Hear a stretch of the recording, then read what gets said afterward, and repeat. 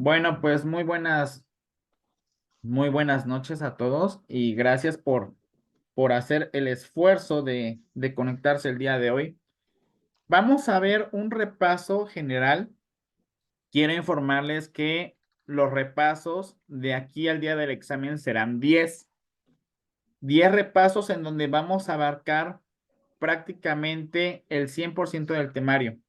Lo que sí debo de informarles es que por ejemplo, si el día de hoy vemos la materia de biología, por ejemplo, célula, ya en el repaso número 2 ya no vamos a ver célula, ya vamos a ver otros temas.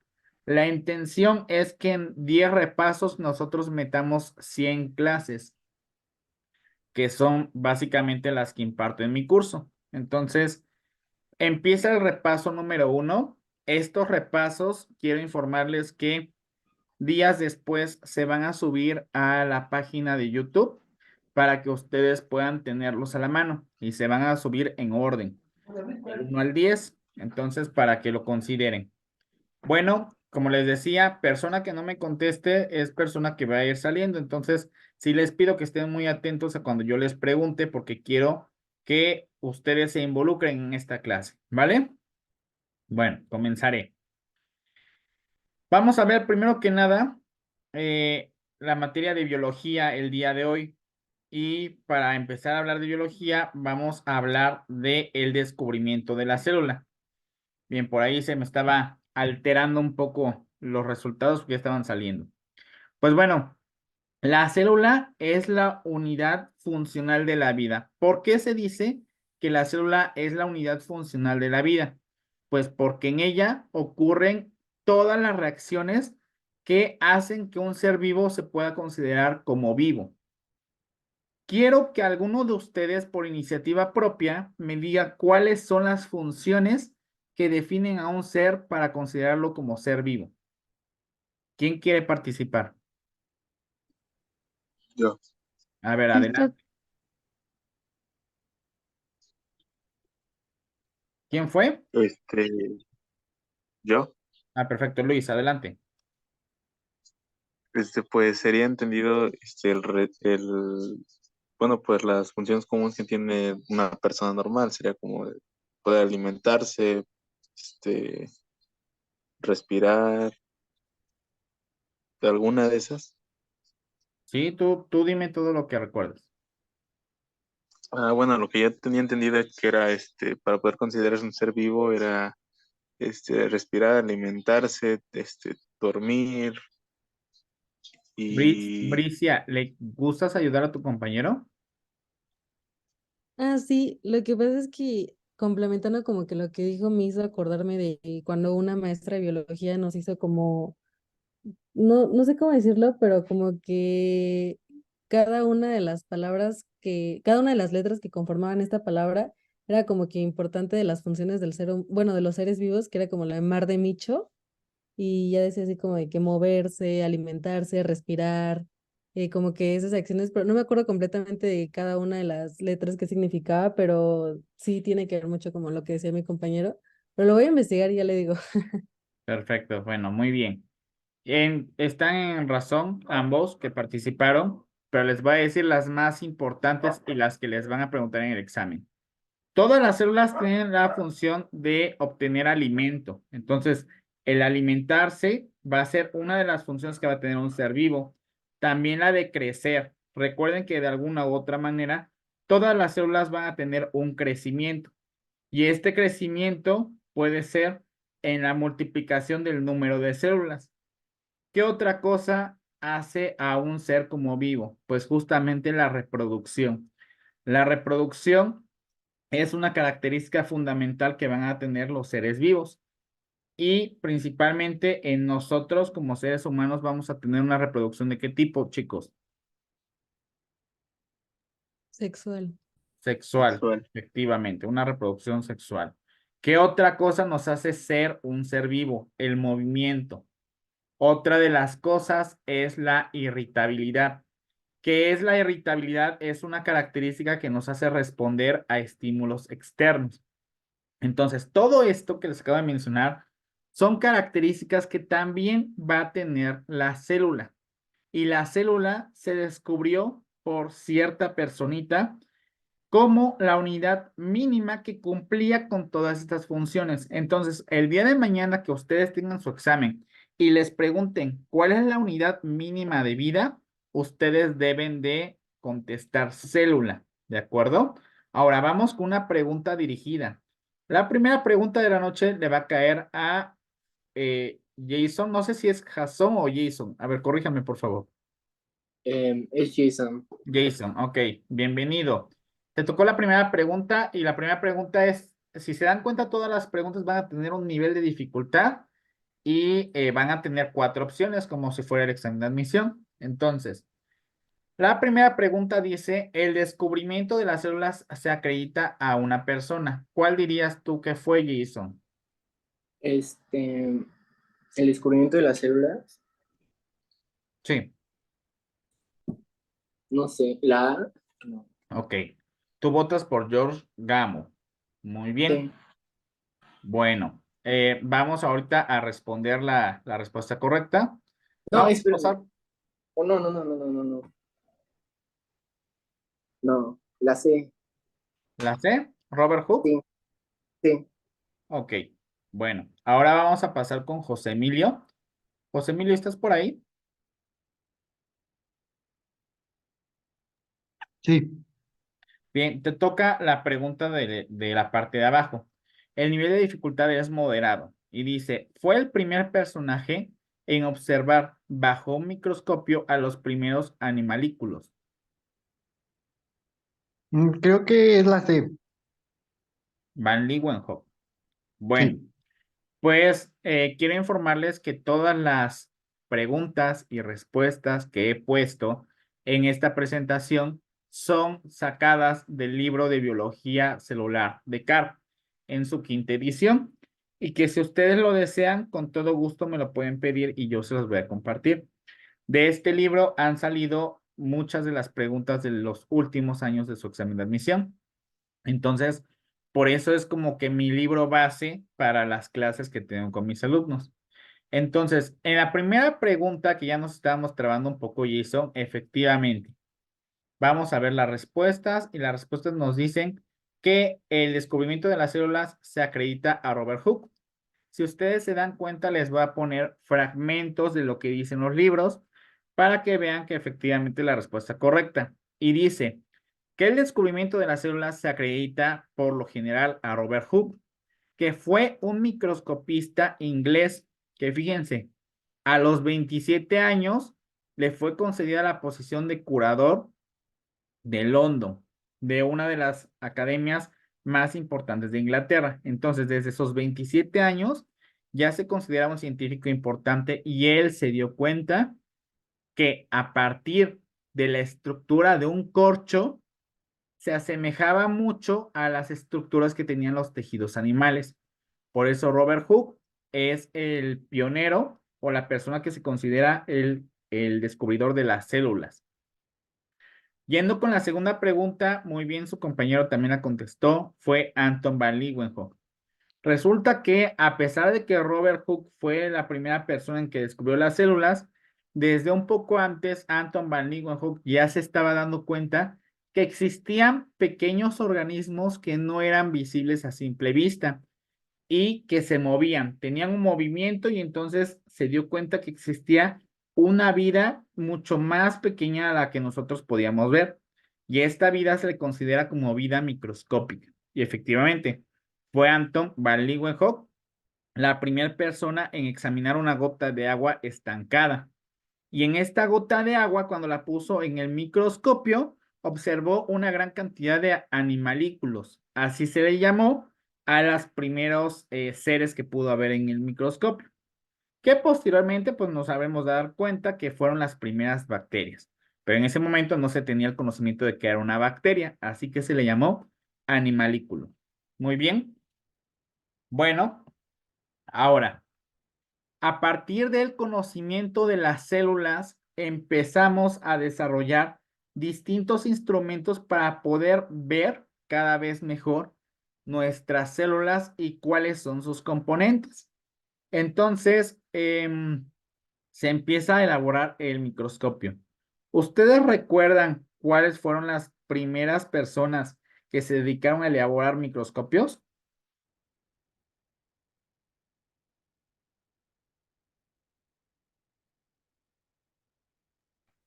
Han y Hansen.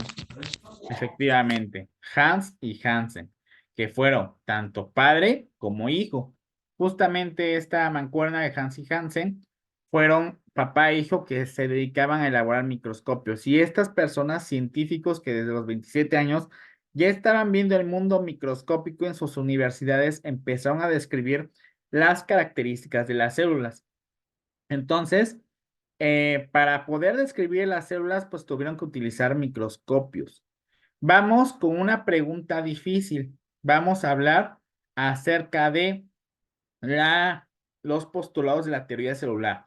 Porque resulta que cuando se pusieron a analizar detalladamente la célula, vieron que esta célula tenía ciertas características peculiares. Y entonces se elaboraron unos postulados que se conocen como postulados de la teoría celular. Fueron 3 y vamos a hablar del tercer postulado. La pregunta le toca a Paulina. ¿Está por ahí?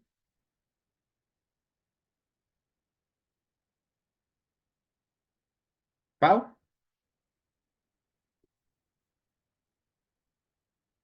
Sí, está en el chat. Perfecto. Entonces dice, el tercer postulado de la teoría celular dice que las células pueden originarse por división de una célula preexistente. ¿Qué persona lanzó este tercer postulado? Lázaro Spallanzani, Rudolf Virchow, Theodor Schwann o Matthias Schleiden. ¿Cuál de estas 3 personas crees que haya sido? Bien, Pau dice que es la letra B, Rudolf Virchow. Ahorita vamos a revisarla. Vamos con la siguiente pregunta y la mala suerte hoy acompaña a Vane Ruiz. Vane, ¿estás por ahí? Sí, Bueno, ¿qué crees? Te tocó la primera pregunta pasadísima de lanza. Como ya viste, tenemos diferentes niveles de dificultad. Entonces, las preguntas pasadísimas de lanza también se conocen como preguntas control. ¿Por qué crees que existan preguntas tan difíciles?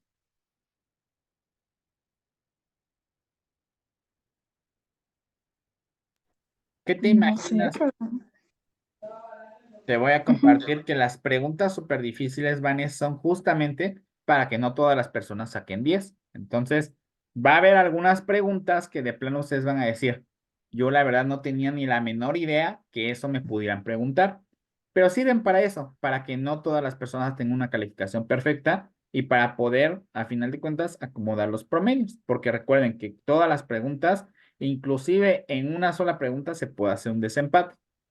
Entonces, de cierta manera tienen que ver los conocimientos, pero también tienen que ver mucho la suerte. Entonces, vamos a ver qué tal andas de suerte, ¿sale?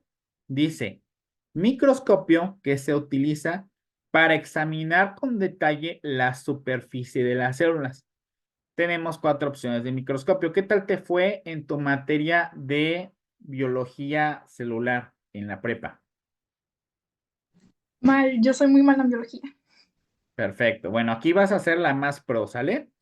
Con las sesiones que vamos a tener vas a ir aprendiendo.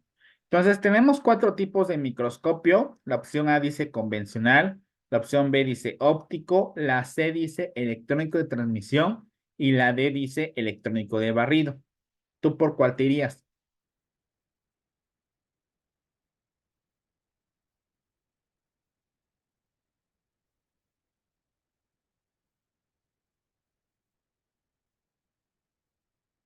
Venga, lo Por primero que la, se te venga a la mente. por la C, Por la C. Ok, muy bien. Vamos a revisar ambas preguntas, ¿de acuerdo? La primera pregunta, el tercer postulado efectivamente era o fue elaborado por Rudolf Virchow. Aquí van los 3 postulados de la teoría celular. Se los deben de aprender sí o sí para su examen. Dice, todos los organismos están compuestos de una o más células. A ver, chicos, cuando los seres vivos están compuestos de una sola célula, ¿cómo se les llama? Unicelulares. Unicelulares. Ahora, de todos los reinos de la vida, quiero que me digan cuál reino es el que agrupa a la mayor cantidad de organismos unicelulares. Bacterias. Exactamente. ¿Cómo se llama ese reino de las bacterias? Moneda. Moneda. Reino monera. Muy bien. El segundo postulado nos dice que la célula es la unidad estructural de la vida. ¿Por qué creen que se dice que que la célula es la unidad estructural de la vida? ¿Qué habíamos dicho que sucedía en la célula? Realizan principalmente las reacciones metabólicas. Suceden las principales reacciones metabólicas y acuérdense que todo nuestro cuerpo va a estar formado por células, por eso es que dice que es la unidad de la vida. Y finalmente, el patólogo Rudolf Virchow postuló un tercer argumento para completar esta teoría celular y él dijo que las células solamente pueden originarse por una célula preexistente, es decir, viene como la teoría del huevo y la gallina. Para que exista una célula, a fuerzas debió haber existido una célula madre, ¿de acuerdo? Entonces, en este caso, cuando se forma un nuevo ser vivo, ¿qué células se tienen que unir para formar un huevo cigoto? Los gametos sexuales. Los gametos sexuales. Entonces, necesitamos un gameto femenino y un gameto masculino. Alexandra, ¿estás por ahí? Sí. ¿Nos puedes decir cuál es el gameto sexual masculino y cuál es el gameto femenino?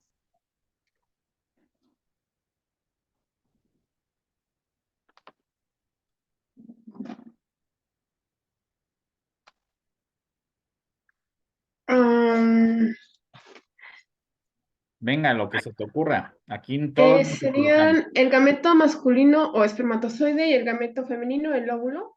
Perfecto, muy bien. El óvulo y el espermatozoide se juntan y forman un nuevo huevo cigoto. Y ese huevo o cigoto va a pasar un tiempo de 270 días, o lo que es igual, 9 meses, para que pueda surgir una nueva vida. Muy bien. Ahora, pasando a la pregunta pasadísima de lanza, la verdad es que sí fue una pregunta muy complicada para su compañera. La respuesta correcta es microscopio electrónico, pero de barrido. Vean, estas son preguntas, como ya habíamos dicho, de desempate. ¿Cuáles son las principales diferencias? El microscopio óptico es el que nosotros tenemos en todas las universidades y facultades, así como en sus preparatorias, que el aumento máximo es de 100 objetivos. Por otro lado, el microscopio electrónico, nosotros necesitamos un líquido. ¿Saben cómo se le llama ese líquido?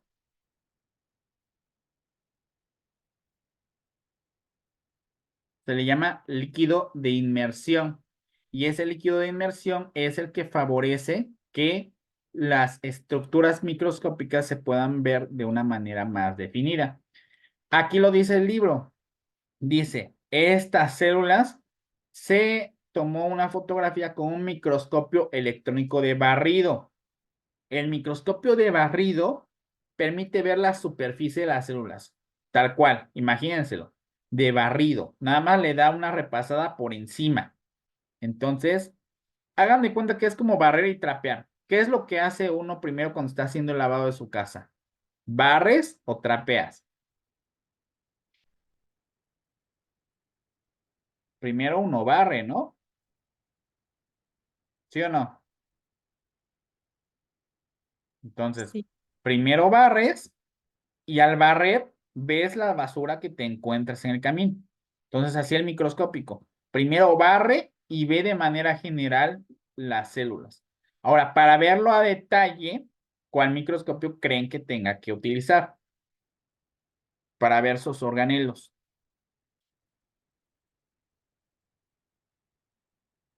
¿Me servirá un microscopio óptico? ¿Sí o no?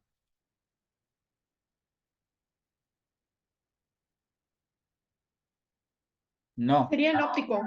Acuérdense, no me va a servir el óptico porque el óptico trae poco aumento. Esto de microscopio convencional yo me lo inventé de la manga. Esto no existe. Y luego, microscopio electrónico de transmisión, este es el que me va a permitir ver de manera detallada a los organelos celulares. Entonces, la respuesta correcta es microscopio electrónico de transmisión para poder ver los organelos celulares. Si solamente quiero ver la superficie celular, entonces es de barrido. ¿Sí quedó claro?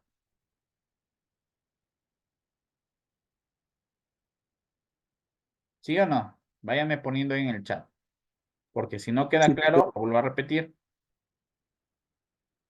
Sale, muy bien. Bueno, entonces vamos a continuar y vamos a ver que dentro de las características que ya habíamos mencionado de las células van a obtener y utilizar la energía en nuestro cuerpo. Alan, ¿tenías una duda? Sí, Doc, disculpe. Bueno, el tercer postulado lo hizo Robert. Entonces, ¿quién hizo el primero? El tercer postulado, acuérdate que lo hizo Rudolf Virchow. Ese fue el tercero. Ah, Rudolf, ¿Y perdón. cuál fue el tercero? Que las células solamente pueden originarse por división de una célula preexistente. El primer y el segundo postulado fueron hechos por Theodor Schwann y Matthias Schleiden. Ambos hicieron el primero, que dice que todos los seres vivos están compuestos de una o más células, y el segundo, que dicen que la célula es la unidad estructural de la vida. Estos dos, tanto Theodor Schwann como Matthias Schleiden, trabajaban juntos. Por eso es que a Ok. ambos se les Entonces- acuña el primer y segundo postulado. ¿Sí Ok, respondí Doc, tu gracias. pregunta, Alan? Es- Perfecto, muy bien. Ahora, vamos a seguir avanzando y les estaba comentando que principalmente todas las células van a obtener energía para realizar todas sus funciones. Y hay seres o hay células y seres vivos que van a obtener su propio alimento. ¿Cómo se le llama a los seres que obtienen su propio alimento? Autótrofos. Autótrofos. Y dentro de los autótrofos, ¿cuál es el reino que protagoniza a los organismos autótrofos? Plantea. El reino Plantae, que es el reino de las plantas. Entonces, las plantas, para poder elaborar su energía, ¿qué proceso llevan a cabo? La fotosíntesis. La fotosíntesis. Muy bien. La fotosíntesis se basa a partir de los rayos solares. Entonces, aquí, en esta parte de arriba, ¿cuál es de las opciones la que yo voy a poner aquí arribita? Luz solar. Luz solar. Luz solar, muy bien. Requiero la luz solar para que la planta capte esos rayos solares. Ahora, además de la luz solar, ¿qué otras cosas necesito para que esta plantita lleve a cabo la fotosíntesis? ¿Qué Agua. necesito echarle? Agua. Agua, muy bien, necesito agua. ¿Qué otras cosas necesita la plantita? Minerales. Minerales, muy bien. Entonces, la plantita necesita luz solar, agua y sales minerales. ¿Qué es lo que respira la plantita? Dióxido. Dióxido de carbono, exactamente. Entonces, el dióxido es lo que entra para la fotosíntesis. ¿Y cuál es su producto? Oxígeno. Oxígeno. El oxígeno. ¿Qué el oxígeno le va a permitir la vida a qué organismos? ¿Aerobios o anaerobios? Aerobios. A los aerobios, exactamente. Entonces, se puede decir que el reino Plantae también fue uno de los primeros en poder existir en nuestro medio ambiente. ¿Por qué? Porque para la formación de organismos aerobios necesitamos oxígeno. Muy bien. Ahora vamos a continuar con las preguntas que van relacionadas al tema. Le toca ahora a Fátima Ríos. Fátima, te toca una pregunta fácil. Dice, toda energía proveniente de los rayos solares es captada por las células fotosintéticas en las plantas. ¿Cuál es la transformación de energía? La química se convierte en eléctrica, la luminosa se convierte en química, la química se convierte en luminosa o la luminosa se convierte en eléctrica. La luminosa se convierte en química. La energía luminosa del sol se convierte en energía química. Muy bien. Vamos ahorita a revisar si tu respuesta es correcta. Vamos con la siguiente persona. Y ahora le voy a pedir a Alondra. ¿Está por ahí Alondra? Sí, Doc. que se chute esta pregunta que dice difícil. Organelo celular encargado de capturar la energía solar y de convertirlo en energía química. La D. La D de cloroplasto. Bueno, si se dan cuenta, en esta pregunta prácticamente ya estamos respondiendo la primera pregunta que nos vino. Vamos a revisar si las respuestas que dieron sus compañeras son correctas o no. Y como ustedes pueden ver, efectivamente, primero que nada, toda la energía que proviene de los rayos solares es energía luminosa. Y esa energía luminosa se va a convertir en energía química. ¿Gracias a qué? Gracias a los cloroplastos. Aquí lo dice el libro. La energía luminosa se convierte por fotosíntesis en energía química que se almacena en carbohidratos ricos en energía como almidón y sacarosa. Muy bien. ¿Y qué organelo son los cloroplastos? Dice, el cloroplasto es muy parecido a un listón. Tiene una forma de zigzag y es el sitio donde se captura la energía de la luz solar y se convierte en energía química. ¿Sí quedó claro esto con respecto a los organismos autótrofos?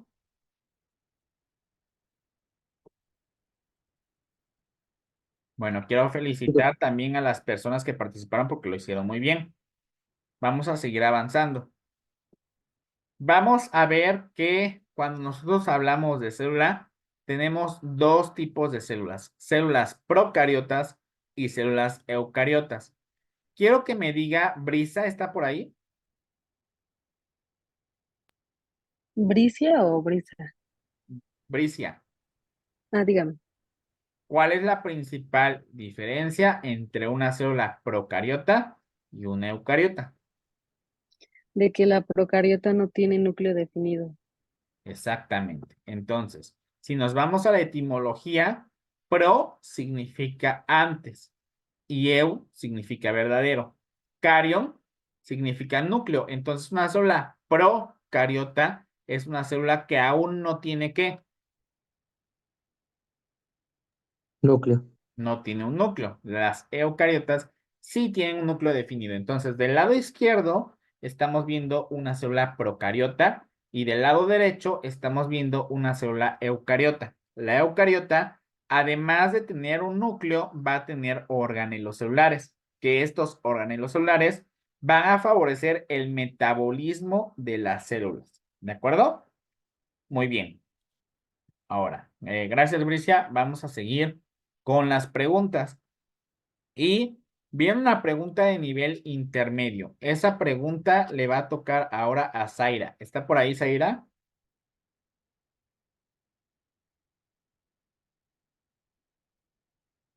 Ok, ya nos contestó su compañera por el chat.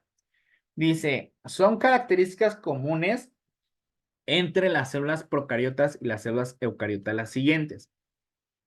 La división de una célula en núcleo y citoplasma, la membrana plasmática que es similar, los organelos citoplasmáticos complejos o la pared celular que contiene celulosa. Estamos preguntando qué es similar tanto en procariotas como en eucariotas. ¿Tú qué responderías, Zaira?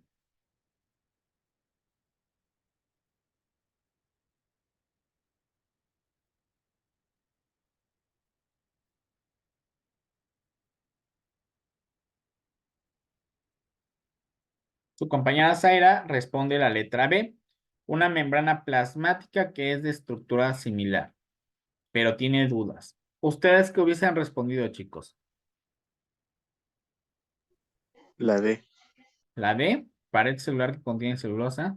¿Alguien hubiera puesto algo distinto a lo de Zaira? A ver, ahí en el chat ponen que la letra C, organelos citoplasmáticos. Bueno, vamos a ver que tanto células procariotas como eucariotas van a presentar cosas similares y cosas que son totalmente distintas. Primero que nada, ¿qué es lo que es distinto? Pues lo que es distinto es los organelos celulares. Recuerden que las células eucariotas sí van a tener organelos, mientras que las procariotas no van a tener como tal los organelos celulares complejos. Por lo tanto, la respuesta con el inciso C es una respuesta incorrecta. Y El inciso D, la pared celular solamente la voy a encontrar en células eucariotas, específicamente en las células vegetales. Porque si dice pared celular que contiene celulosa, la celulosa es uno de los principales componentes de los vegetales. Entonces, no lo vamos a encontrar en una célula procariota. Algo que sí vamos a encontrar en las procariotas y también en las eucariotas va a ser una membrana plasmática. Y van las tres cosas que son similares tanto en una célula procariota como en una eucariota. Primero que nada, la membrana plasmática.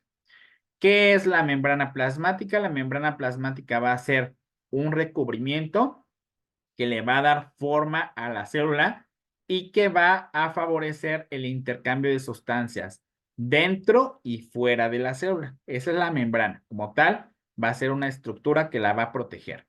Otro componente que es similar en procariotas y eucariotas es el citoplasma.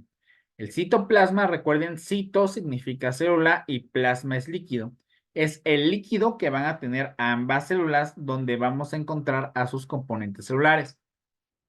Y finalmente, el material genético, tanto las procariotas como las eucariotas, al ser células van a tener su genética, nada más que en las eucariotas van a tener un núcleo y aquí en este núcleo es donde se va a encontrar el material genético.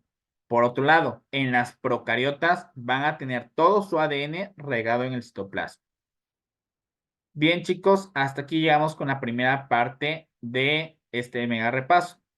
Vamos a pausar y vamos a reanudar la sesión. Muy bien, pues vamos a continuar con la parte en la que nos quedamos. Y estamos hablando de las tres cosas que son similares tanto en eucariotas como en procariotas. Recuerden, son tres: la membrana, el citoplasma y el material genético. Que en el caso de las eucariotas, el material genético se encuentra en el núcleo. Mientras que en las procariotas, el material genético lo vamos a tener en el citoplasma, regado en todo el citoplasma. Muy bien, vamos a seguir avanzando. Y ahora vamos a preguntar acerca de los organelos celulares. Chicos, les puedo asegurar lo que ustedes quieran que en su examen van a venir preguntas de organelos celulares. Por eso la importancia de repasarlos. Y entonces vamos a tener dos preguntas. Las dos son de dificultad fácil, así es que vamos a darle la opción a que dos personas contesten. La primera persona que va a participar es Ana Ruiz. ¿Está por ahí?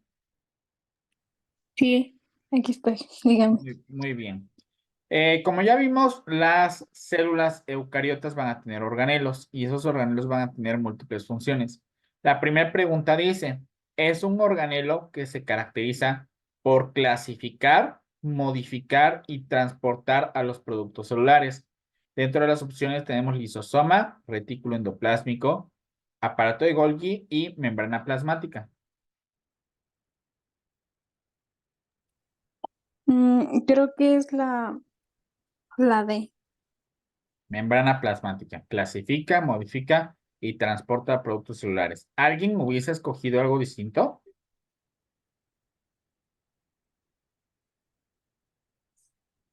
Sus compañeros están votando por la respuesta, el inciso C. Ok, ahorita la vamos a revisar para ver si estamos bien o estamos mal.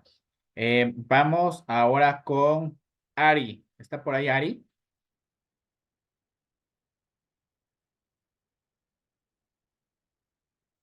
Ari, ahora vamos a hablar de otro organelo que dice que participa en la contracción muscular, Ari, y en el soporte de la célula.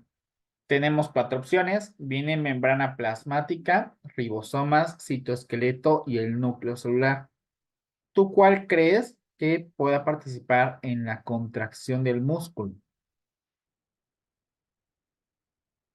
Y como soporte de las células.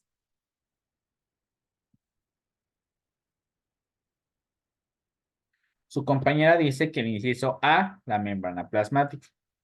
Ambas compañeras eligieron membrana plasmática.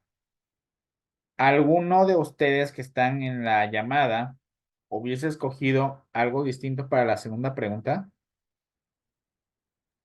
Sí. Por ahí vemos nuevamente más respuesta C. Bueno, vamos a ver qué onda con estos organelos. Las respuestas correctas son las siguientes. El organelo que clasifica, modifica y transporta los productos celulares es el aparato de Golgi. Como ustedes pueden ver, el aparato de Golgi se encarga de clasificar principalmente lípidos y proteínas en la célula. El aparato de Golgi. Los productos se clasifican, se modifican y se transportan a los destinos celulares. Yo siempre les digo a mis alumnos, el aparato de Golgi es como si fuera un pulpo con sus tentáculos. Los tentáculos le van a servir a este aparato de Golgi para distribuir todos los productos celulares a todos los lugares donde se necesiten enviar. Muy bien. Otra pregunta que traíamos aquí es que ¿cuál de los organelos participaba en la contracción muscular y como soporte? Y la respuesta correcta es el citoesqueleto. Como su nombre lo dice, el citoesqueleto es el esqueleto de las células. Entonces, al ser un esqueleto de las células, va a participar en darle soporte a la célula. ¿Qué quiere decir darle soporte? Le va a dar forma, ¿de acuerdo? Entonces, imagínense que es como una casa con sus cimientos. Para que una casa pueda estar de pie, pues necesita buenos cimientos y necesita buenas estructuras, buenas columnas. Entonces, el citoesqueleto es como si fueran esas columnas que van a darle forma a la casa. Entonces, por eso la respuesta correcta es citoesqueleto. Y el citoesqueleto también tiene que ver en la contracción celular, en el movimiento de los músculos de la célula y de forma de soporte. Por eso la respuesta correcta es el inciso C. ¿Sí están de acuerdo? Sí, Doc. Muy bien. Ahora vamos a seguir avanzando. Ya vimos que la célula es importante, ya vimos de dónde vienen las células. Ahora vamos a ver de dónde venimos nosotros. Y para esto tenemos dos preguntas que nos van a remontar a los primeros temas de nuestro temario, que es origen de la vida. Y para eso vamos a preguntarle a dos compañeros nuevamente. Ahora los compañeros que van a participar va a ser Estefanía Hernández para la primera y Erubiel para la segunda. Estefanía, tienes una pregunta de nivel moderado. ¿Está por ahí, Estefanía?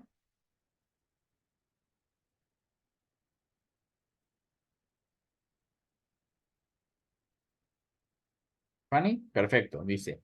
Se considera a ellos los primeros organismos que colonizaron las rocas de la Tierra primitiva. Ribosomas, parásitos, virus o cianobacterias. ¿Qué escogerías, Fanny?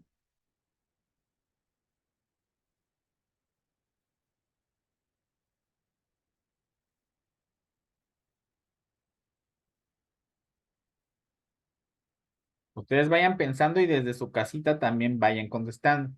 Su compañera Fanny dice que cianobacterias. Ahorita vamos a revisar si su compañera está bien. La segunda pregunta le tocó a Erubiel. Dice, la siguiente enfermedad contagiosa es causada por un virus.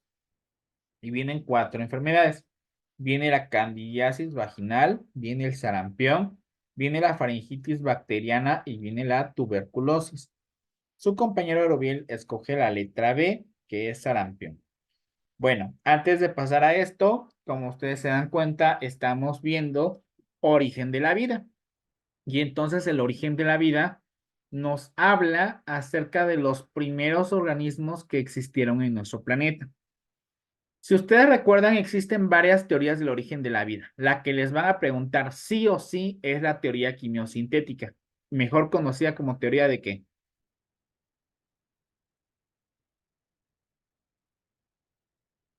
¿Quién habló de la teoría quimiosintética?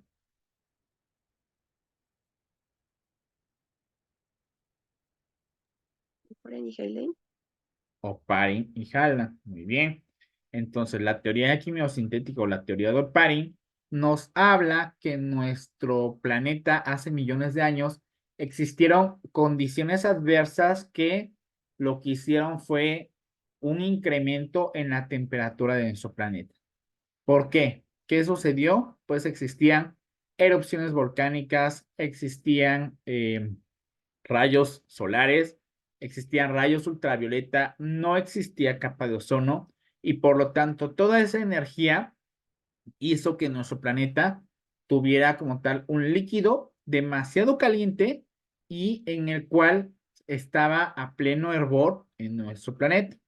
Por lo tanto, como tal, los primeros seres vivos no fueron terrestres porque no existían las condiciones para que un ser pudiera sobrevivir ante tal calor tan intenso. Por lo tanto, los primeros organismos tuvieron que ser acuáticos. ¿Qué otra cosa es importante? La atmósfera primitiva se considera una atmósfera reductora. ¿Por qué se considera reductora? ¿Alguien sabe? Que no tiene oxígeno. Porque no tenía oxígeno. Muy bien. Entonces, los seres vivos de aquel entonces naturalmente no eran aerobios, sino que eran anaerobios. Y como no existían otros seres vivos de los cuales pudieran alimentarse, ellos tenían que fabricar su propio alimento. Estas características que acabamos de mencionar, ¿a qué reino de la vida pertenecen? Ya lo habíamos comentado.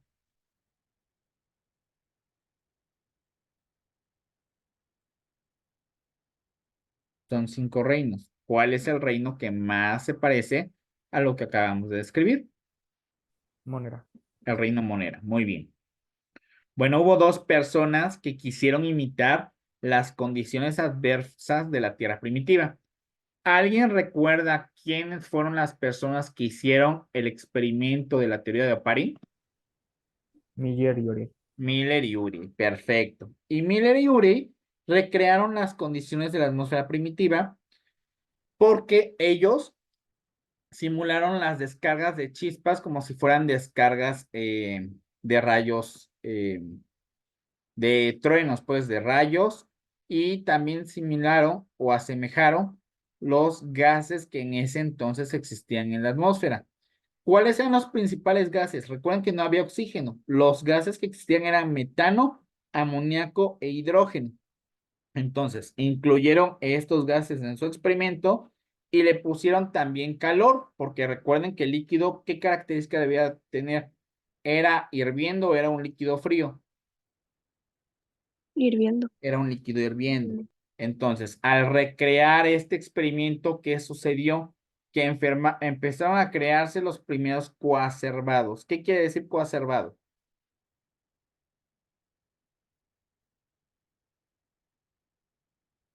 ¿Qué se crearon? Las primeras formas de vida. No sabíamos exactamente qué era, pero se podían ver ya agregados microscópicos. Entonces, por eso es que esta teoría, que es la teoría de Oparin, se considera la más veraz o la más acertada hasta nuestros tiempos. Vamos a ver si sus compañeros respondieron bien. Y las respuestas correctas de la primera pregunta, en donde se dice que los primeros organismos que colonizaron la Tierra primitiva fueron las bacterias, específicamente las cianobacterias. Como lo dice el libro, muchas cianobacterias no solamente realizaron fotosíntesis, sino que también fijaron a un gas importante que es el nitrógeno. Entonces, fueron las cianobacterias los primeros organismos que existieron en nuestro planeta. Muy bien. Ese fue uno de los hábitats más comunes en nuestro planeta. Bueno, ahora la segunda pregunta, que era de dificultad muy difícil. Nos preguntan una enfermedad por un virus. Esta pregunta se las hice porque en el examen del año pasado, si alguien lo presentó, preguntaron específicamente enfermedad producida por una bacteria. Entonces, esos datos sí los debemos de tener a la mano. La candidiasis vaginal es una enfermedad que es causada por múltiples cosas. Se presenta evidentemente en las mujeres porque es vaginal, pero es cándida. ¿Cándida qué es, chicos? Parásito, virus, hongo, bacteria.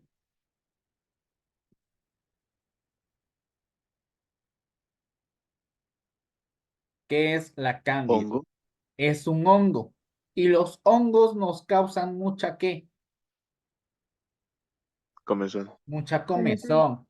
Por eso las niñas que tienen candidiasis vaginal principalmente van a tener mucha comezón y secreción espumosa a nivel vaginal. Entonces, esto es por un hongo, no puede ser. Faringitis bacteriana. ¿Qué nos está diciendo? Que es una enfermedad por quién? Bacterias. Por una bacteria. ¿Y aquí qué nos están preguntando?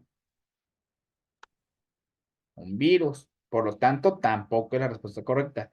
Y la tuberculosis se origina a partir de las micobacterias, específicamente de Mycobacterium tuberculosis. Entonces, si es una micobacteria, pues es también una bacteria y no puede ser la respuesta. Los virus, como el SIDA, el virus de la poliomielitis, el virus de la influenza y el virus del sarampión, son tipos de virus que pueden enfermar al hombre. Entonces, la respuesta correcta aquí era sarampión. ¿Sale? Muy bien. Bueno, vamos a hacer un pequeño repaso de lo que hemos visto hasta el momento. Dice, la teoría celular posee 3 postulados. ¿Cuáles son los postulados? Todos los organismos están formados por una o más células. La célula es la unidad de la vida y todas las células preceden de células previas. Estos son los 3 postulados que se tienen que aprender. Las propiedades de la vida son tal y como lo describimos. Las células tienen cierta complejidad o cierta organización y esta complejidad está dada por sus organelos. Recuerden que las células existen para darle vida a un ser vivo y existen organismos autótrofos y heterótrofos. Los autótrofos son aquellos que van a producir su propia energía. ¿Cómo qué? Como las plantas, que utilizan la energía solar para transformarla en energía química. Las células son procariotas o eucariotas. ¿Qué dijimos que son las procariotas? Las que no tienen ¿qué? Núcleo. Núcleo, muy definido. bien, las que no tienen núcleo. Y principalmente son las bacterias, mientras que las eucariotas son todo el resto de seres vivos. Llámese animales, llámese plantas, llámese hongos o llámese animales. Casi todas las células tienen el mismo tamaño. Y algo importante, si les preguntan a ustedes con qué pueden observar una célula, ¿cuál es el instrumento que se utiliza para poder ver células? Microscopio. El microscopio, exactamente. Ahora, recordando lo que vimos con la pregunta, existen 2 microscopías especiales, la electrónica de barrida y ¿cuál era la otra? De transmisión. Muy bien. ¿Cuál utilizamos para ver la superficie de las células? De barrida. La de barrida. Barrida. Muy bien, exactamente. Los virus no se consideran seres vivos. ¿Por qué? Porque son agregados moleculares. Y estos virus pueden causar muchas enfermedades, principalmente las enfermedades respiratorias, como lo son influenza, como lo es COVID, como es el virus de la gripe y algunas otras enfermedades, como son las enfermedades exantemáticas. ¿Qué es un exantema? ¿Alguien sabe qué es un exantema? Los exantemas son manchas que pueden salir en la piel. Por eso se llaman enfermedades exantemáticas, porque manchan la piel. ¿Y cuál es una enfermedad exantemática causada por un virus? Lo vimos dentro de las opciones de respuesta. ¿Qué enfermedad vimos? Empieza con Sarampión. S y termina con arampión. Sarampión. Muy bien, el sarampión. Entonces, el sarampión es una enfermedad exantemática causada por virus. Los hongos, ¿qué característica tienen? ¿O cómo yo puedo saber que la enfermedad que tengo es causada por un hongo? ¿Qué es lo que provocan? Comezón. Comezón. Por eso, el famoso pie de atleta es también un ¿qué? Un hongo. Un hongo, exactamente. También es una enfermedad causada por un hongo. Y recuerden que a los hongos les gusta mucho la humedad. Por eso es que las enfermedades ocasionadas por hongos se pueden producir en sitios del cuerpo en donde se produce mucho sudor o hay muchas secreciones. Llámese pene, llámese vagina, llámese axilas, llámese pies y uñas. Entonces, en todos esos sitios donde hay muchas secreciones, es donde más van a abundar los hongos. Y los parásitos, que no hablamos de ellos, lo vamos a hablar cuando veamos reinos de la vida, pero ¿cuál es la principal característica de un parásito? ¿Por qué infecta a otro ser vivo? ¿Para poder qué? Procrear. Alimentarse. Para poder alimentarse, exactamente. Entonces, los parásitos van a ser seres que se van a buscar alimentar de otros seres y por eso es que los invaden. Muy bien. De manera general ya hablamos de los reinos de la vida. Vamos a pasar ahora con una de las biomoléculas que vimos en este mes, que fueron los carbohidratos.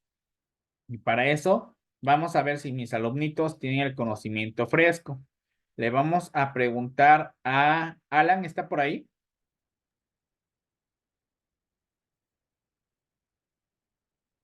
Alan, ¿me escuchas? Ya me contestó que sí por el chat. Dicen, algunos animales en ayuno, es decir, que no han desayunado, se observó que se mantenían en niveles normales los niveles de glucosa. Esto es debido a qué, Alan, ¿qué existe en nuestro cuerpo que te ayuda a mantener los niveles de glucosa normales? ¿El glucógeno, la insulina, el glucagón o el almidón? ¿Tú qué dirías, Alan? Acuérdate, mantener niveles normales de glucosa. Su compañero Alan nos menciona que la insulina. La insulina, Alan, acuérdate que sería en caso de que tengamos mucha azúcar en el cuerpo.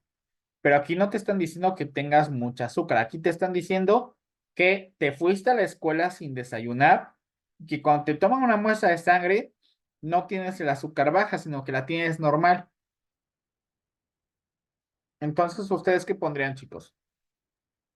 El glucagón.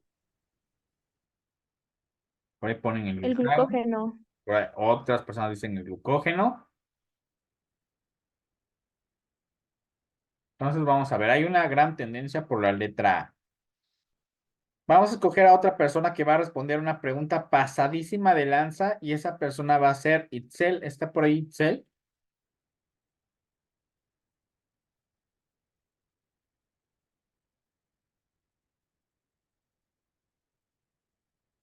Bien, su compañera sí está por el chat.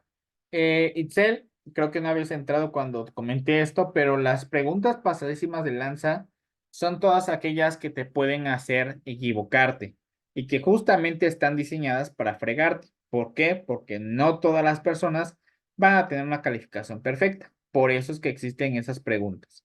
Entonces, las papas y los cereales son muy abundantes en el siguiente polímero de glucosa: el glucógeno, el almidón, la quitina o la insulina. Papas y cereales, ¿qué es lo que más tienen?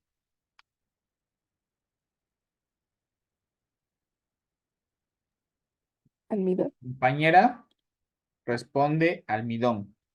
¿Ustedes están de acuerdo con su compañera? Sí. Sí. ¿Sí? Sí. Es una pregunta pasadísima de lanza.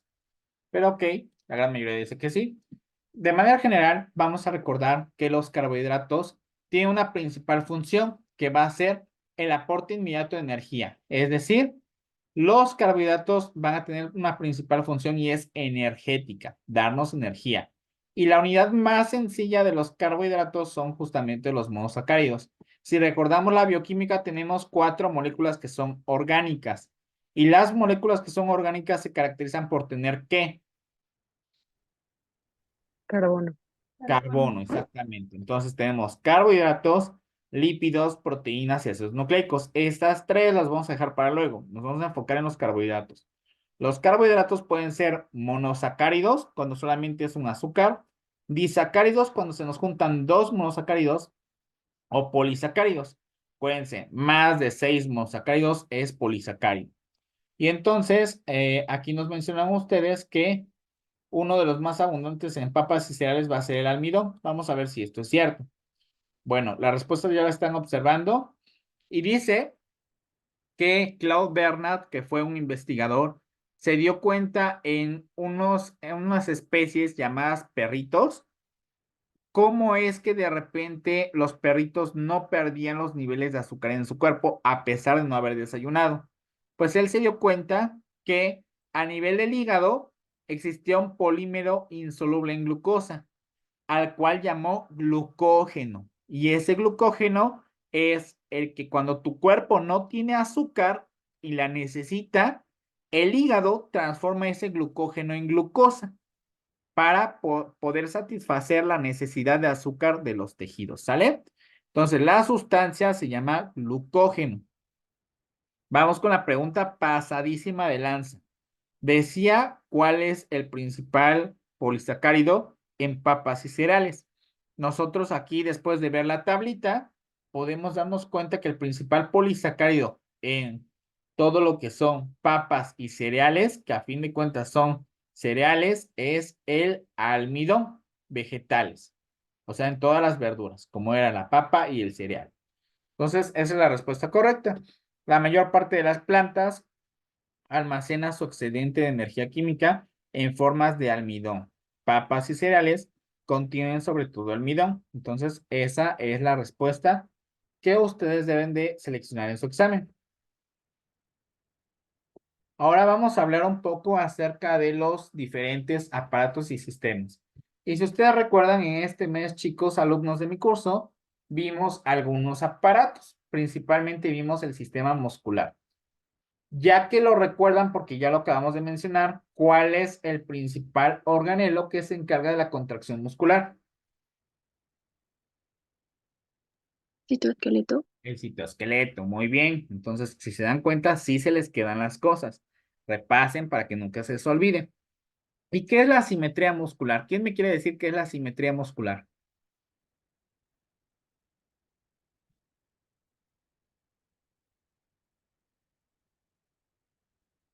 Que yo les mencioné, las personas que usan el brazo derecho, ¿qué les pasa más en su brazo derecho que en su izquierdo? Crece más. Les Más fuerza. crece más, exactamente. ¿Por qué?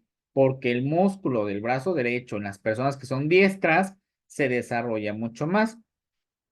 Ahora vamos a hablar del caso contrario. En las personas zurdas, ¿cuál tendrán como músculo más crecido, el izquierdo o el derecho?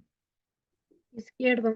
El El izquierdo. izquierdo. Entonces, la asimetría muscular es algo totalmente normal y existe en todas las personas por el hecho de utilizar más una extremidad que otra, en este caso, el derecho en las personas diestras.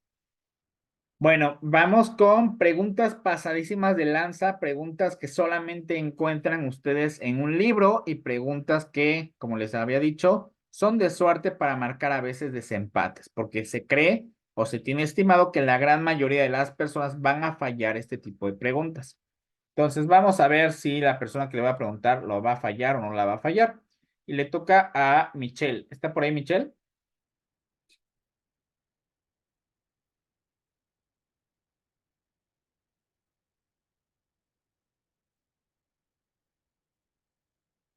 Sí, aquí estoy, Doc. Muy bien. Te tocó una pregunta pasadísima de lanza, ni modo. Son las fibras musculares que se caracterizan por ser de contracción lenta y resistentes a la fatiga. Fibras rojas tipo 1, blancas o tipo 2, mixtas o tipo 3 o musculares tipo 4. Me iría por la opción A. Las rojas tipo 1. Muy bien, esto recuérdate Sí. que realmente es más de suerte que todo de conocimientos. Obviamente, si te lo sabes, pues sería como que el plus, pero bueno, muy bien. Pusiste el inciso A. Vamos ahorita a revisar si es cierto o no es cierto. Ahora vamos a ir con otro de sus compañeros. El compañero que le toca participar hoy es Oscar. ¿Está por ahí, Oscar?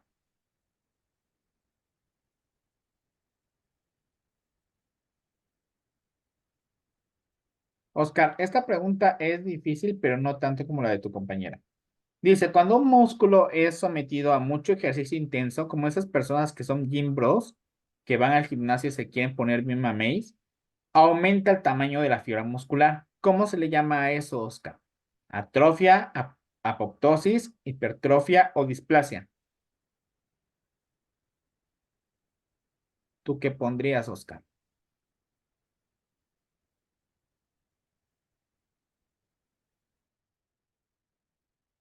Bien, su compañero pone como respuesta el inciso D, es decir, displasia. Acuérdense, plasia significa crecimiento. Entonces, la displasia es un crecimiento fuera de lugar de unas células donde no deben de ir. Vamos a ver cuáles son las respuestas correctas entonces. Miren, su compañera, que la tenía bastante difícil, respondió de manera correcta. Y es lo que les digo, la suerte es totalmente la que decide a veces también su rumbo. Y hoy su compañera tenía bastante suerte.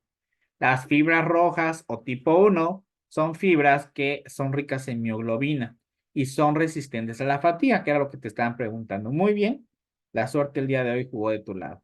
Y en el caso del compañero, le preguntamos que cómo se llamaba cuando un músculo crecía por ejercicio intenso.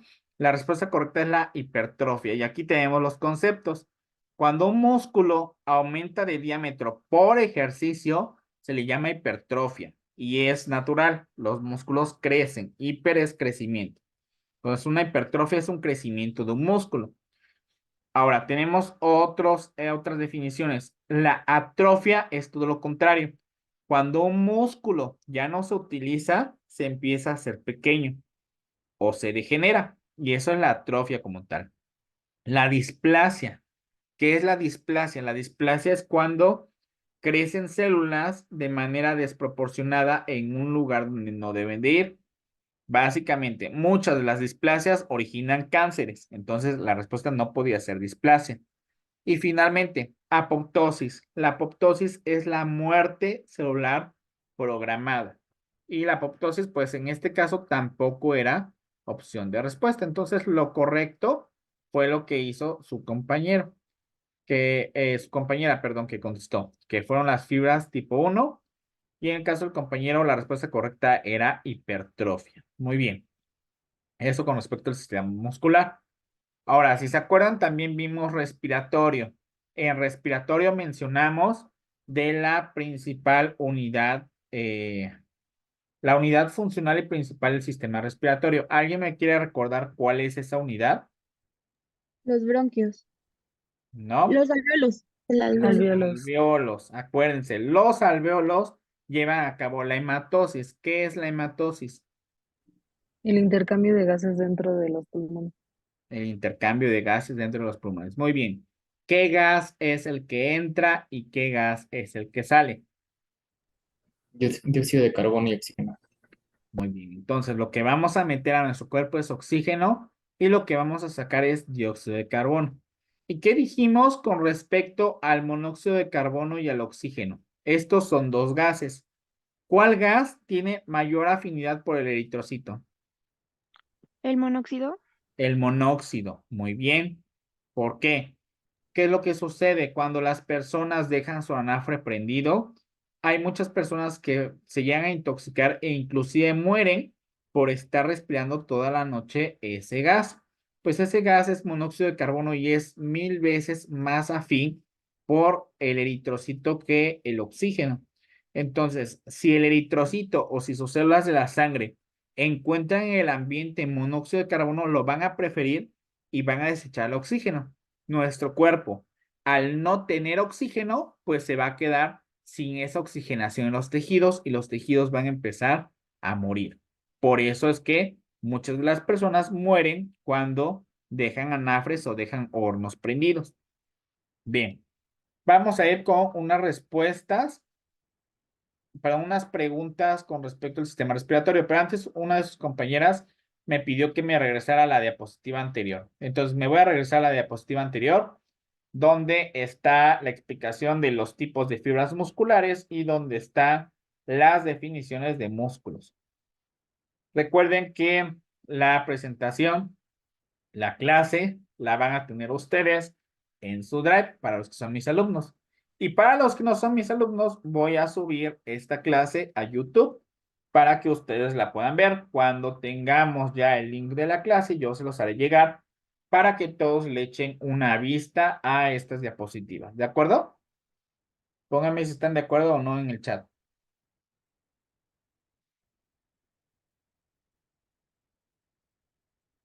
¿Sí?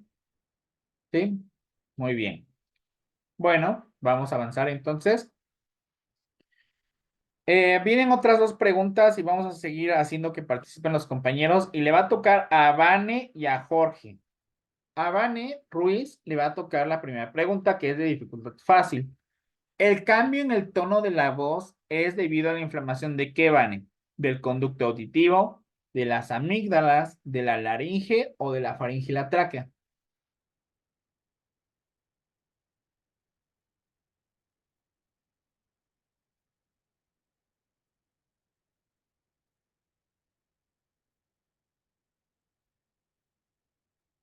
Compañera Vane pone que de la faringe y de la tráquea. ¿Están de acuerdo con su compañera o pondrían otra cosa? Compañera, sus compañeros están poniendo C. Vamos a ver ahorita si es la respuesta correcta o no. Luego, la siguiente pregunta. ¿A quién le tocaba la siguiente? Me parece que le había dicho a Jorge, ¿verdad?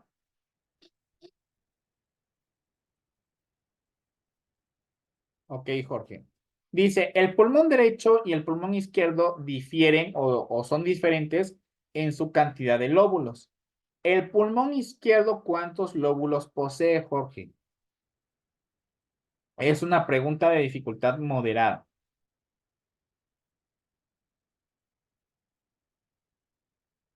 Y su compañero contesta la letra B, que son 3 lóbulos o 3 áreas pulmonares. ¿Están de acuerdo con su compañero?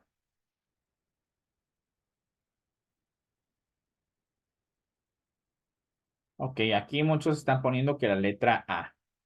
Vamos a ver, siempre que nosotros hablemos del sistema respiratorio, para poder analizarlo, nosotros tenemos que realizar un estudio de imagen.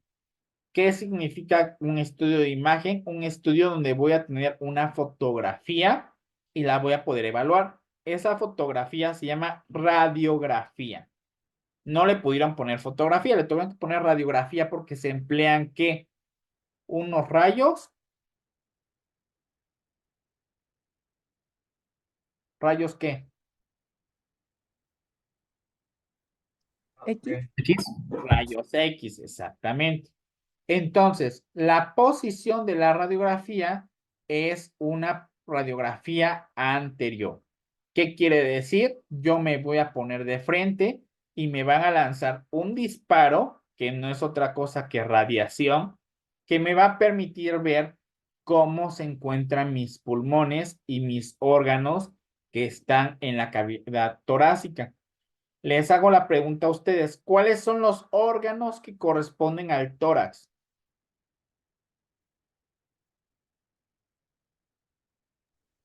¿Qué órganos Pulmones, se encuentran en la cavidad torácica? los pulmones, el corazón. Los pulmones y el corazón. Propiamente el corazón, ¿en qué parte del cuerpo se encuentra? En medio de los pulmones. En el ¿Cómo se mediastino. llama esa zona?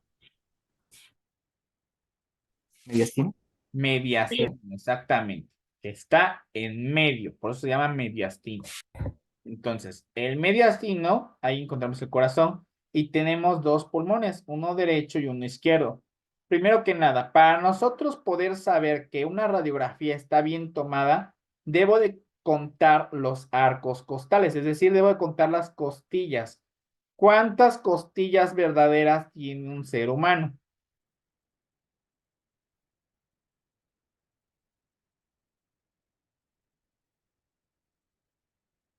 ¿10? Bien. ¿24? No. No son 24. 24 es el total de costillas. Pero 10 es las costillas verdaderas, que son 7, y las falsas, que son 3. Esas 10 son las que se van a asomar aquí en la radiografía. Ahorita vamos a hablar por qué tengo que ver 10 costillas. Vamos a finalizar esta sesión porque se acabó el tiempo y vamos a regresar para hablar de sistema respiratorio y cardiovascular. Ya vamos a terminar el repaso. Vamos a dejar de grabar. Bueno, estábamos hablando acerca del sistema respiratorio y dijimos sobre el sistema respiratorio que para poder evaluarlo, nosotros debemos de ubicar cuáles son los componentes del sistema respiratorio. Naturalmente los debemos de conocer. Entonces, los componentes de mi sistema respiratorio son como tal los pulmones, que son los órganos principales. Y estos órganos se valoran de manera inicial con una radiografía, que es literalmente una fotografía con rayos X. Ahora, cuando yo realizo esta radiografía, lo que va a suceder es que las zonas con mayor densidad me las va a poner de color blanco. ¿Qué quiere decir mayor densidad? Que sean vísceras sólidas o que sean estructuras sólidas.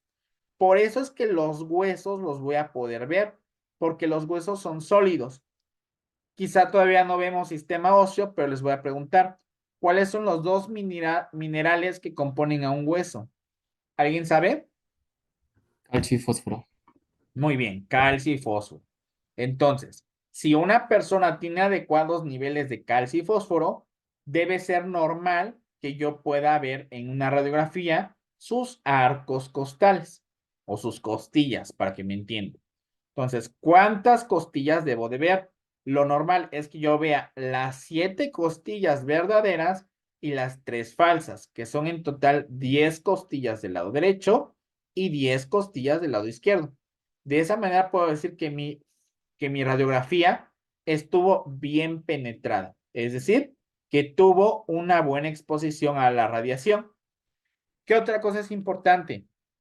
Que yo pueda ver el corazón como una silueta bien definida.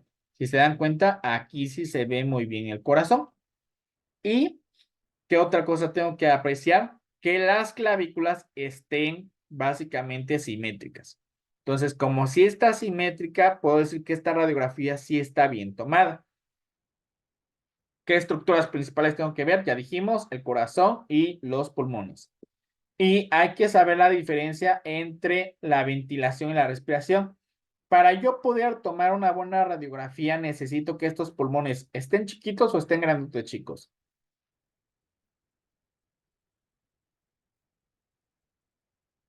¿Cómo creen que puede haber mejor al pulmón? ¿Inflado o desinflado? Inflado. Inflado, muy bien. Entonces, para verlo inflado y para verlo mejor, ¿qué necesito hacer? ¿Una inspiración o una expiración? Inspiración. Muy bien, Respiración. una inspiración. La inspiración es meter el aire literalmente a nuestros pulmones. Y en ese momento que se le pide a la paciente o a la persona que meta el aire, es cuando tomamos la radiografía. Bueno, no la tomo yo, la toma un radiólogo. Y esos conceptos son importantes porque los llegan a preguntar. Ventilación, ¿qué habíamos dicho que era? Lo vimos con los chicos del curso.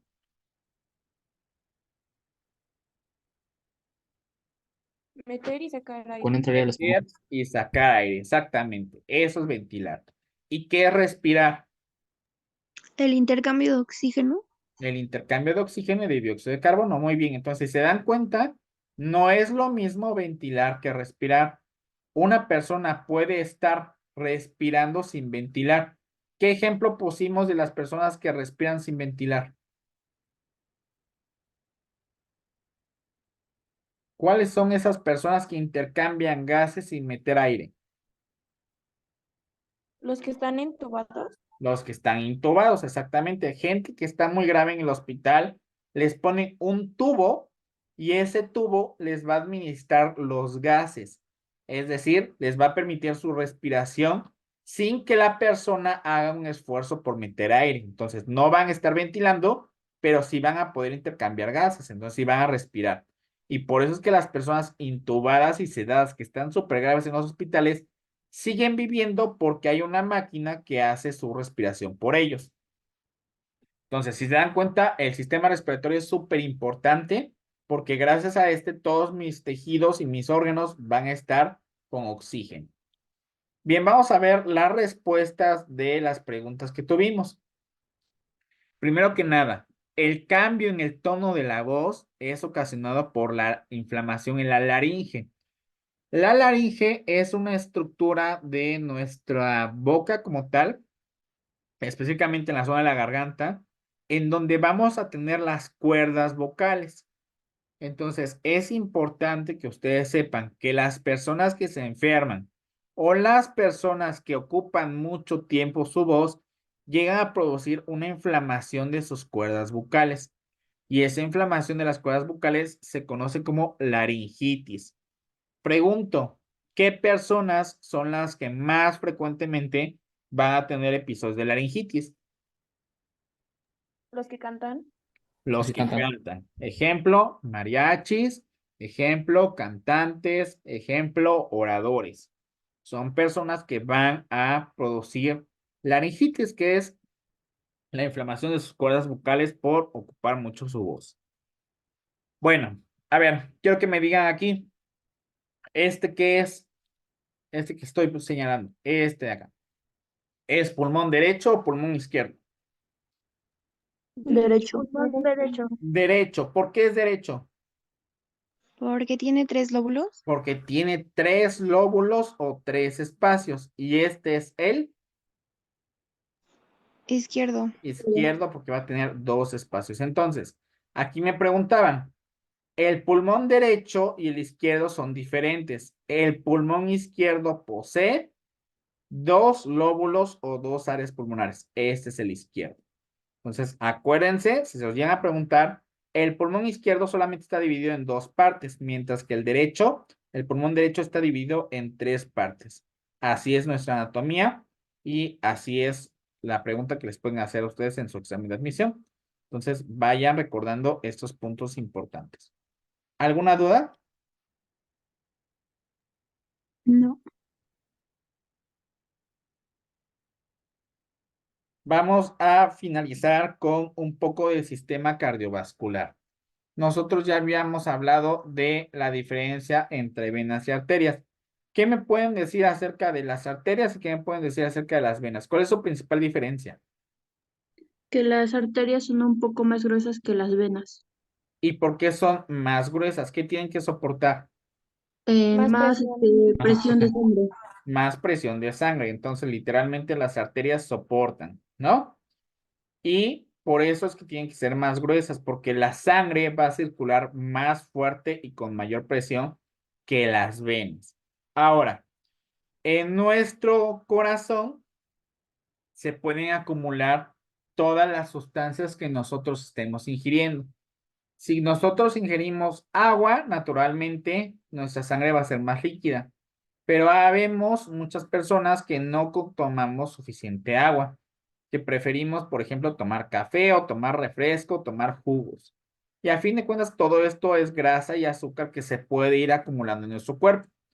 Ahora, lo más preocupante no es que se acumule azúcar, lo más preocupante es que se acumule grasa. ¿Por qué es más preocupante que se acumule grasa? Porque los tapa. Exactamente. La grasa provoca tapones de grasa. Los tapones de grasa se llaman ateromas. Y entonces un ateroma puede provocar la obstrucción completa de una arteria. Bien, vamos a hacer 2 preguntas. La primera pregunta le va a tocar a Emilio. ¿Está por ahí Emilio? Sí, Doc. Dice, son las principales causas de muerte. Las enfermedades en qué aparato? Respiratorio, cardiovascular, digestivo o muscular. Creo que es la B, sistema cardiovascular. Cardiovascular, ahorita checamos. Muy bien. Y la segunda pregunta va a ser para Aide. ¿Está Aide?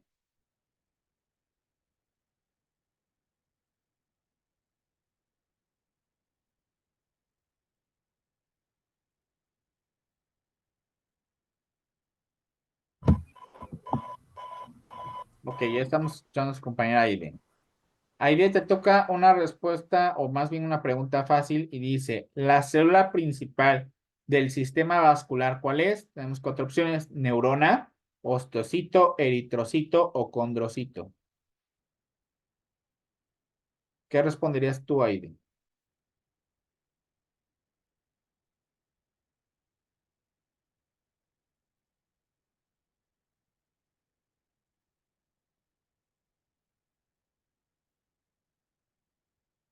Me parece que su compañera Irene no tiene buen internet. Le vamos a dejar la pregunta a Mía.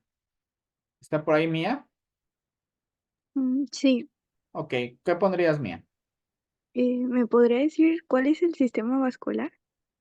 El sistema circulatorio. Ok, entonces creo que es la C, eritrocito. Eritrocito. Ok, vamos a revisar si las respuestas son correctas o no. Como pueden ver, las enfermedades cardiovasculares son la principal causa de muerte en las personas. ¿Por qué? Porque como tal acumulación de grasa en la sangre provoca una enfermedad que eleva los niveles de presión en la sangre. ¿Cómo se llama esa enfermedad cuando se elevan los niveles de presión? Hipertensión. Hipertensión, exactamente. Y se considera la hipertensión como el asesino silencioso. ¿Por qué como el asesino silencioso? Porque no va a provocar ¿qué? Síntomas. No va a provocar síntomas, exactamente. Entonces la persona puede vivir aparentemente alegre y tranquilamente hasta que de momento se da cuenta que empieza con dolor en el pecho, empieza con un poco de náuseas, con mareo, con agitación, con sudoración, y todo esto es provocado por un tapón de grasa que está obstruyendo su circulación y que si ese tapón no se destapa, va a tapar una de las tuberías de nuestra sangre, va a tapar una arteria que puede provocar la muerte de ese pedazo de cuerpo. Normalmente las arterias que más se tapan son las arterias del corazón, es decir, las coronarias. Entonces, un tapón en una arteria coronaria puede provocar la muerte.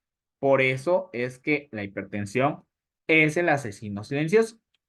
Y muy bien, las enfermedades principalmente que ocasionan muerte son las cardiovasculares y desde nuestros antepasados ya se estudiaba al corazón como uno de los causantes de la mayor mortalidad en las personas. Por eso es que muchas culturas desde nuestra antigüedad han estudiado al cuerpo y específicamente a la sangre, porque saben que a partir de la sangre pueden existir muchas de las enfermedades. La segunda pregunta que le hicimos a su compañera Mía era cuál es la principal célula del sistema vascular. Y acuérdense, el sistema vascular es de vasos. Vascular significa vaso. Entonces, el sistema de los vasos sanguíneos es el sistema cardíaco. Entonces, la célula principal aquí es el eritrocito. ¿Qué es la neurona, chicos? ¿La célula de qué? Del sistema Sistema nervioso. Del sistema nervioso. ¿El osteocito es la célula de qué? ¿Huesos? Del hueso, muy de bien. huesos. ¿Y el condrocito? De cartílagos. Perfecto. Entonces, el eritrocito, es decir, la célula roja, es la célula principal del sistema cardiovascular. Muy bien. Entonces, vamos a ver de manera rápida lo que ya habían comentado los compañeros, las diferencias entre las arterias y las venas. Principalmente las arterias son vasos sanguíneos que se van a alejar del corazón, mientras que las venas son vasos sanguíneos que se acercan al corazón o que regresan al corazón. Las arterias comienzan de la más gruesa a la más delgada. Ahorita vamos a ver, porque es pregunta, cuál es la arteria más grandota del sistema vascular. Las venas son de delgadas a gruesas. Las arterias se ponen casi siempre de color rojo porque van a tener altas concentraciones de oxígeno, mientras que las venas van a ser pobres en oxígeno y altas en dióxido de carbono, que este es el gas que vamos a eliminar. Las arterias tienen alta presión. Como lo dijeron sus compañeros, las arterias pueden provocar que los vasos sanguíneos se rompan. Entonces, por eso esa sangre circula en arterias. Las venas, por otra parte, tienen una presión mínima. Entonces, las venas circulan un poco más lento la sangre. Y muchas de las arterias tienen nombre propio, como lo vamos a ver ahorita. Bueno, vamos a hacer esas dos preguntas para poder seguir avanzando y seguir explicando. Las personas que van a responder ahora son Paola Rodríguez. La primera pregunta, ¿está Pao? Sí, Doc. Bien, Pau. Dice, la muerte de las células cardíacas que generan isquemia se conoce como ¿qué? Apoptosis, isquemia, necrosis o infarto.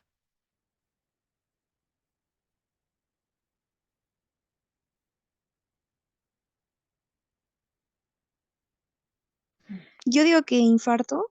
Ok, muy bien. Infarto. Y vamos con su siguiente compañera que va a ser Renata. ¿Está por ahí Renata? Sí, Doc. ¿Cuál es la arteria de mayor calibre en el sistema vascular? Es decir, ¿cuál es la más grandota? La arteria aorta. La arteria aorta. Vamos a ver si sus compañeras estuvieron bien. Las respuestas son correctas.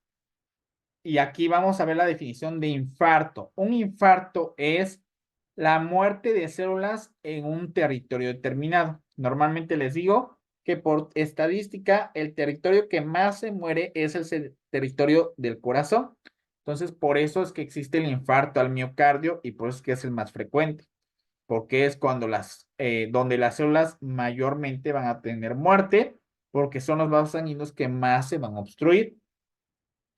Otras definiciones importantes, cuando un territorio queda sin riego sanguíneo se llama isquemia y cuando sus células mueren se llama necrosis.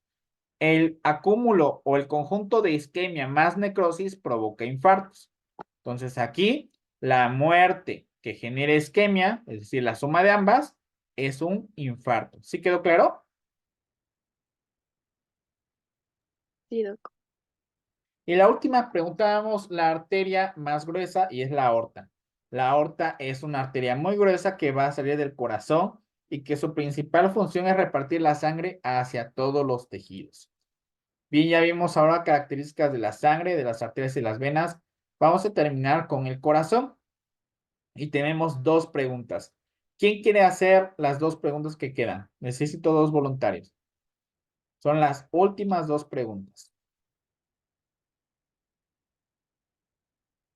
A ver, tenemos a Alan, que va a ser la primera, e Itzel va a ser la segunda. Alan dice, nivel de dificultad muy difícil, es la zona en la que se recibe a la sangre pobre en oxígeno. ¿Cuál dices, Alan?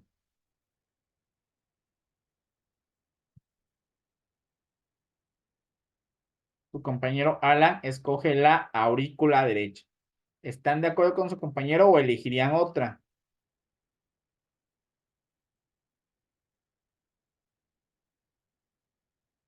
Ok, todos dicen que de acuerdo. Vamos con su compañero Excel, que esta pregunta es pasadísima de lanza y dice, es la válvula del corazón que se encuentra entre la aurícula derecha y el ventrículo derecho, pulmonar, aórtica, mitral o tricúspide.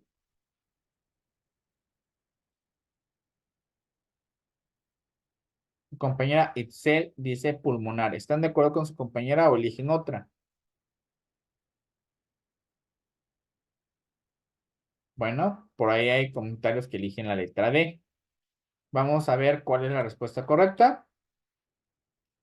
Y la zona del corazón que recibe la sangre pobre en oxígeno es la aurícula derecha. Muy bien, su compañero estuvo muy bien. Y en la siguiente pregunta, la válvula que se encuentra en medio de la aurícula y del ventrículo derecho es la válvula tricúspide. Entonces, ahí vamos a modificar.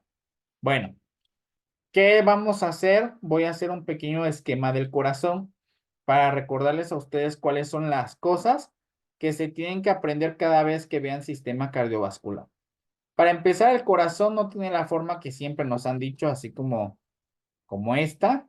Esta no es la forma del corazón, sino más bien la forma real del corazón es tener 4 compartimentos. Son 2 aurículas y 2 ventrículos.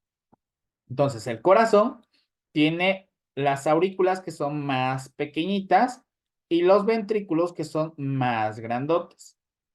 Entonces, tiene una aurícula que es del lado derecho, entonces se llama aurícula derecha. Tiene una aurícula que es del lado izquierdo, por lo tanto se llama aurícula izquierda. Tiene un ventrículo derecho, que es ventrículo derecho, y un ventrículo del lado izquierdo, entonces se llama ventrículo izquierdo. Ahora, cosas importantes. A la aurícula derecha van a llegar la sangre que es pobre en oxígeno, es decir, la sangre que ya pasó por todo el cuerpo. y va a llegar a través de dos vasos sanguíneos. ¿Cómo se llaman a estos vasos sanguíneos que están por arriba y por abajo? Vena cava Vena superior. cava superior e inferior. Vena cava. Perfecto, muy bien, chicos. Me da mucho gusto que sean tan estudiosos. Tenemos una vena cava superior y tenemos una vena cava inferior. Ahora, según lo que vimos en las clases, ¿de dónde viene la sangre de la vena cava superior? De la vena pulmonar. Ah, no, Del abdomen hacia arriba. pulmones. Viene de todo el cuerpo, ya que va recolectando la sangre menos oxigenada.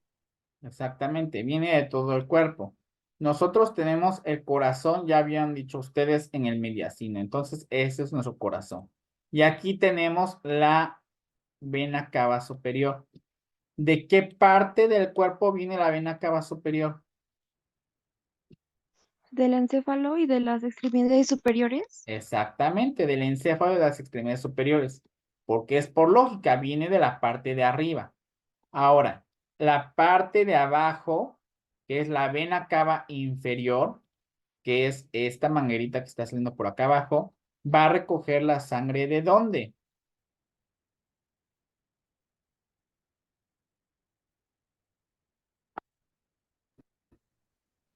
De los miembros inferiores y del abdomen.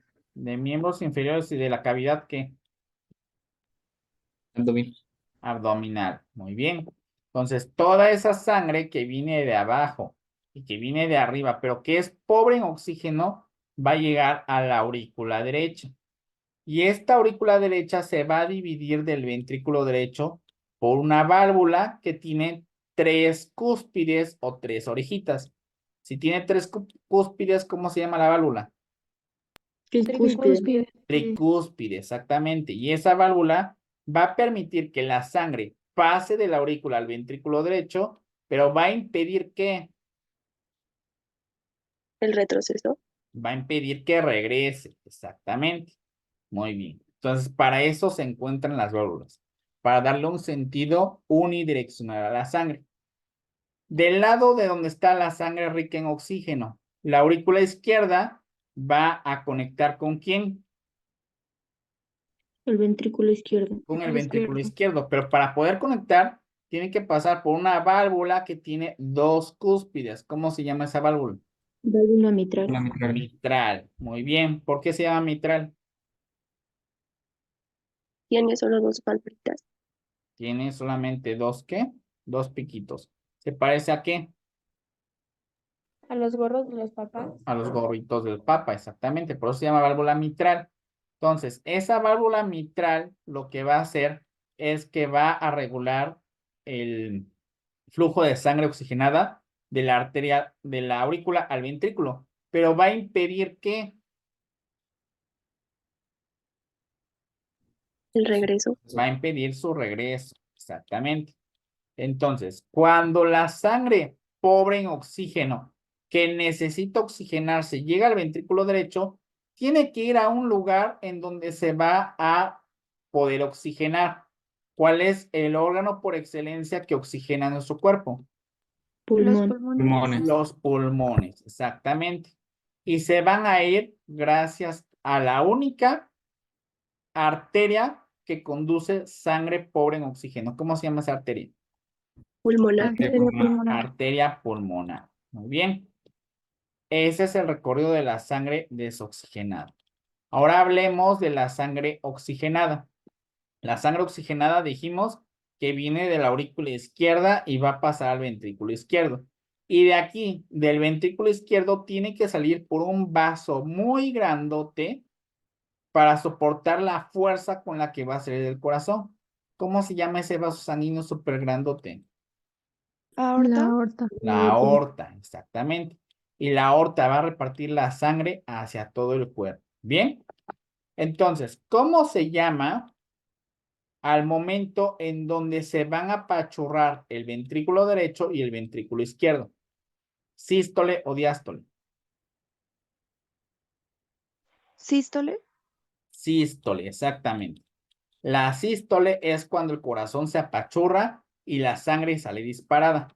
Y la diástole es el momento cuando el corazón se va a llenar de sangre. ¿Sí quedó claro? Sí, ¿Cuál es la cantidad de latidos que tiene un corazón en un minuto? De 60 a 100. De 60, 100. 60 a 100 latidos. Muy bien. Y para finalizar y ponerle broche de oro a esta clase, ¿cuál va a ser la estructura que dijimos que va a estar en la aurícula derecha y que le va a dar ese ritmo al corazón? ¿El nodo qué? Sinusal, exactamente. El nodo sinusal es el que se encuentra en la aurícula derecha y le va a dar el ritmo al corazón. Muy bien, chicos. ¿Tienen alguna duda? No, Doc. Entonces, el primer repaso ha terminado. Quiero saber qué tal les pareció la clase. Muy bonita. ¿Sí? ¿Les agradó? Así, el día de hoy vimos 6 diferentes temas. Vamos a ver cuáles vimos. Vimos, primero que nada, la célula. Vimos el tema de orgánulos celulares. Vimos transporte a través de la membrana. Vimos el tema de reinos de la vida. Ahí van 4. Vimos sistema digestivo, perdón, respiratorio y sistema cardiovascular. Y finalmente sistema muscular que también vimos. Entonces fueron un total de 7 diferentes temas que básicamente abarcaron biología y abarcaron aparatos y sistemas.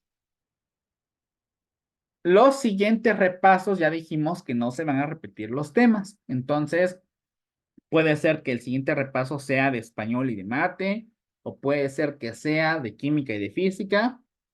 Ahí yo les estaré informando. Pero por lo pronto, este primer repaso ha finalizado. Vamos a ponerle en primera grabación.